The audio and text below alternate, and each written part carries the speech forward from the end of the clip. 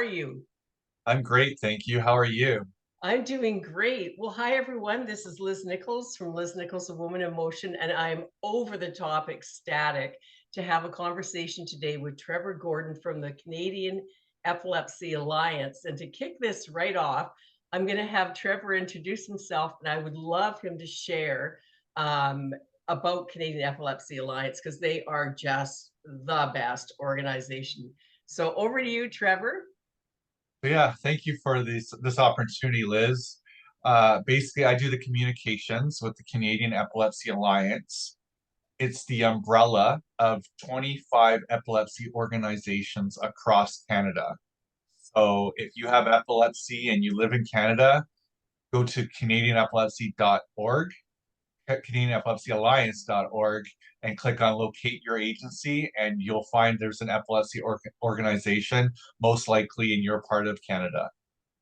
It's a brilliant, brilliant alliance, and I'm going to be throwing a couple questions at you. And there's so much information to share that I really feel like a lot of Canadians don't know everything that your organization does to help us with epilepsy.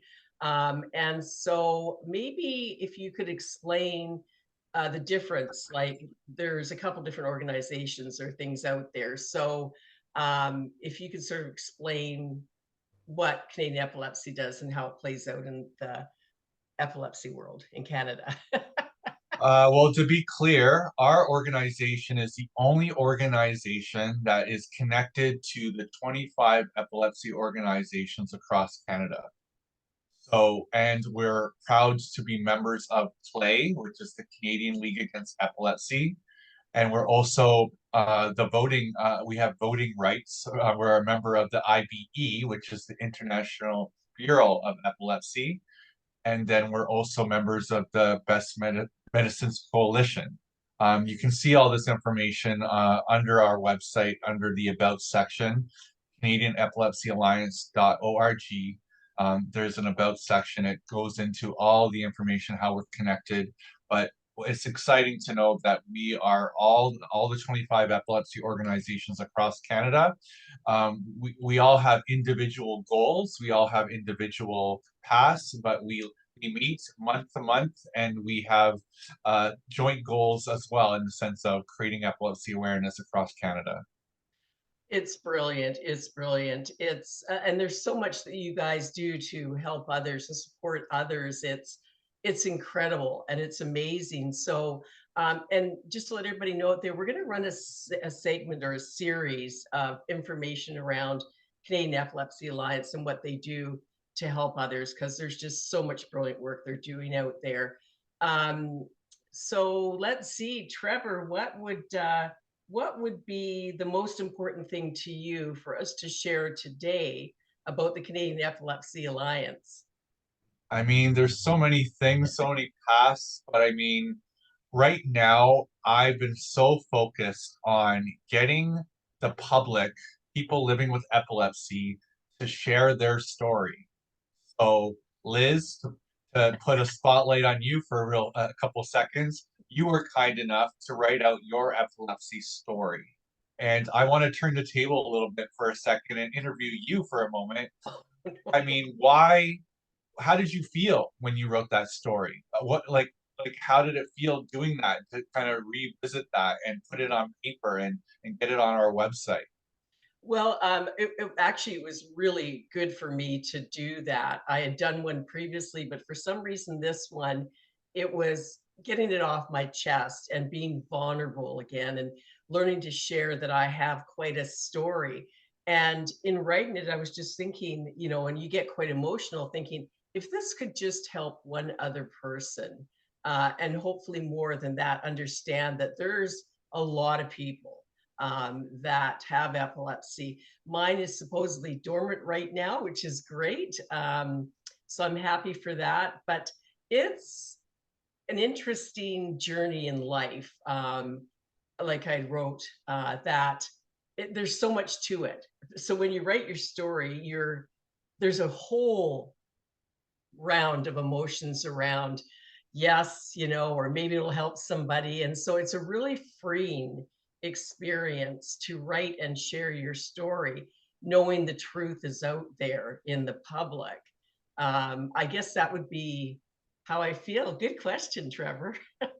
And I appreciate you answering that, because the reason why I asked you that is to really encourage the public, whoever's watching this is important. I mean, many people out there think that epilepsy is this rare disease. Let me tell you, there's over 300,000 Canadians that Yeah, have epilepsy. And as I tell the public, it might be a hidden disease, but it's not a rare disease. So I am trying, the Canadian Epilepsy Alliance is trying to get as many of those stories put on our website. Every individual living with epilepsy has a story, and yeah, we should all be told.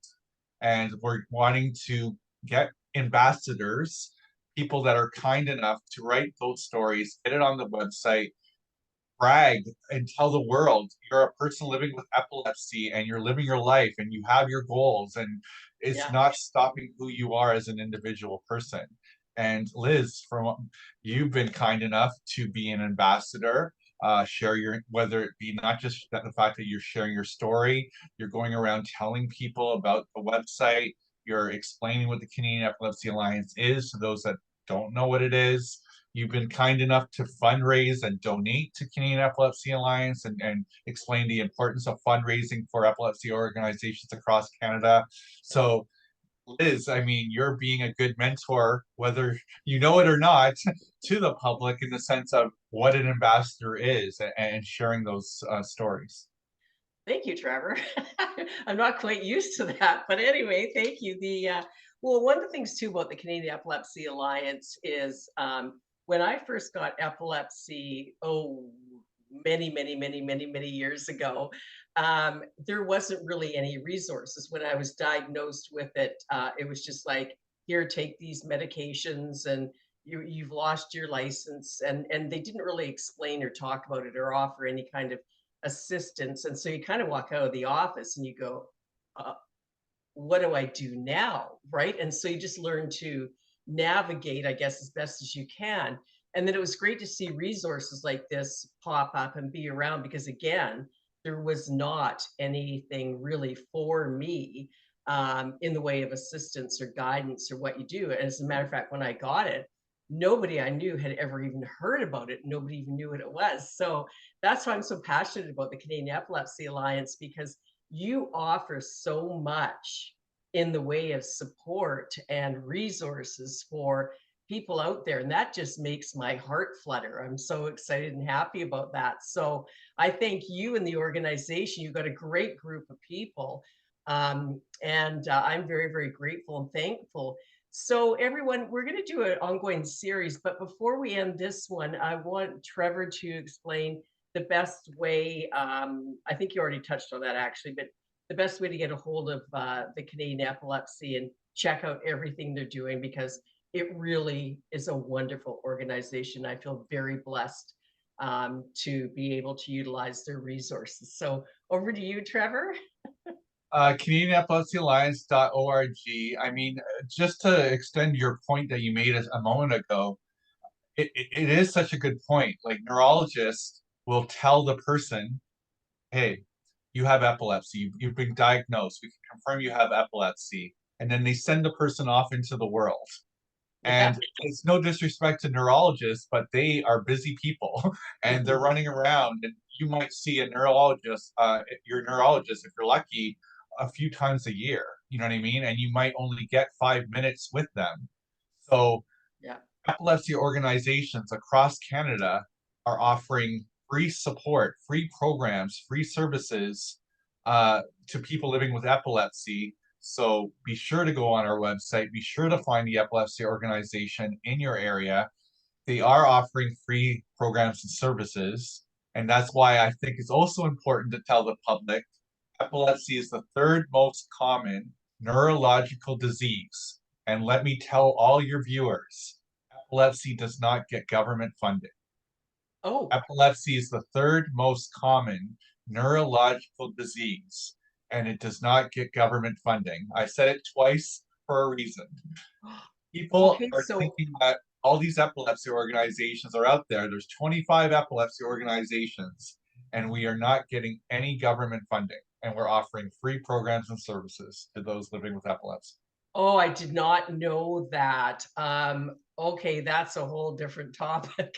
I know, but I just wanted to Later. explain Yeah. that that's the importance of these epilepsy organizations. And when people like yourself were kind enough to create a fundraising page, even you made your first donation to your own fundraising page, that money goes into epilepsy agencies across Canada. Wow. So everyone, oh my gosh, I'm just so thrilled to be able to chat with Trevor about all this, and I look forward to our next one. For those that would like to donate, there is a donation link, I believe, on my website. I'll make sure it's up shortly, and I'll put the information how to contact Trevor on this as well. And stay tuned. We have a whole bunch of great topics that we hope are very, very helpful. And for those that would like to be an ambassador, reach out to Trevor. It's great. I'm very, very honored and proud and excited to be an ambassador and provide information about them because, again, it wasn't there for me. And the struggle is real and it's hidden and you don't talk about it and people don't understand it. And I completely get that. So, Trevor, thank you so much. I look forward to our next one. And everybody, happy holidays. Bye for now. Thank you.